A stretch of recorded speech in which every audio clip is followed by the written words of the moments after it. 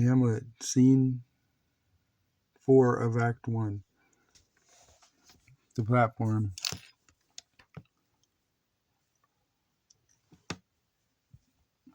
The air bites shrewdly. It is very cold. It is a nipping and an eager air. What hour now? I think it lacks of 12. No, it is struck. Indeed, I heard it not. Then it draws near the season wherein the spirit held his wont to walk. A flourish of trumpets and ordnance shot off within. What does this mean, my lord? The king doth wake tonight, and takes his rouse, keeps wassail, and the swaggering up spring reels, and as he drains its draughts of Rhenish down, the kettle drum and the trumpet thus spray out the triumph of his pledge. Is it a custom? Aye, marry, yes. But to my mind, though I'm native here, and to the manner born, it is a custom more honored in the breach than the observance. This heavy-headed rebel, east and west, makes us traduced and taxed of other nations. They clip us drunkards, and with swinish phrase soil our edition.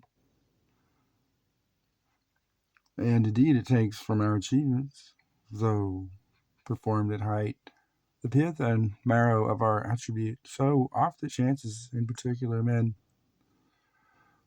that for some vicious mole of nature in them, as in their birth, wherein they are not guilty, since nature cannot choose its origin, but the overgrowth of some complexion, oft breaking down the pales and forts of reason, or by some habit that too much or leavens the form of plausive manners, that these men, carrying, I say, the stamp of one's defects, being nature's livery or fortune's star, their virtues else,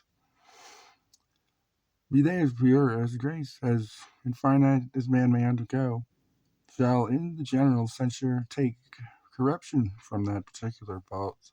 The dram of ale doth all the noble substance of a doubt to his own scandal. Look, my lord, it comes. Enter Ghost. Angels and ministers of grace defend us. Be thou spirit of hell for goblin damned. Bring with thee heirs of heaven, or blessed from hell. Be thy intents wicked or charitable. Thou comest in such a questionable shape that I will speak to thee. I'll call thee Hamlet, king, father, royal Dane. Oh, answer me. Let me not burst in ignorance, but tell why thy canonized bonds, harsed in death, have burst their cerements. Why the sepulchre, wherein we saw thee quietly inert, hath oped its ponderous and marble jaws to cast thee up again?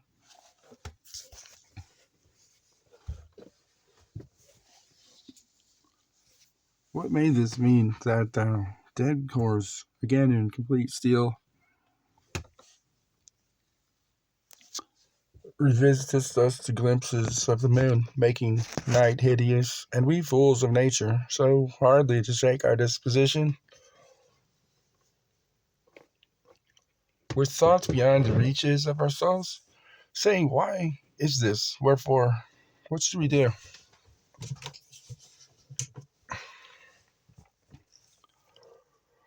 Goes beckons Hamlet.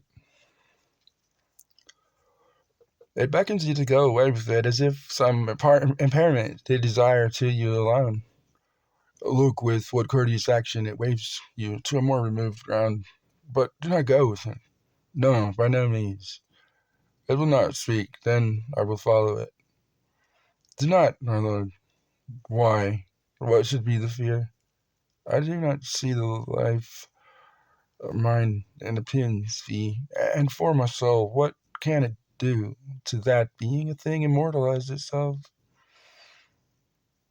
It waves me forth again. I'll follow it.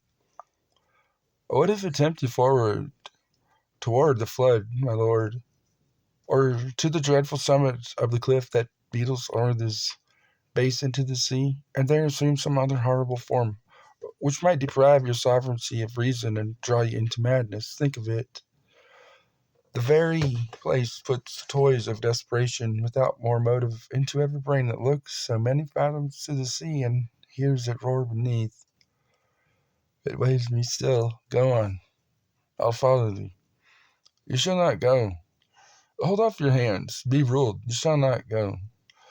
My fate cries out, makes each petty artery in this body as hardy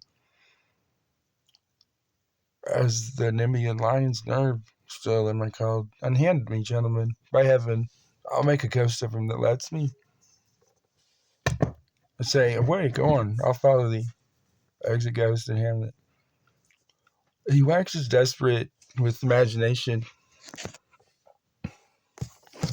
Let's follow. 'Tis not fit thus to obey him. Have after. To what issue will this come? Something is wrought in the state of Denmark. Heaven will direct it. Nay, let's follow him.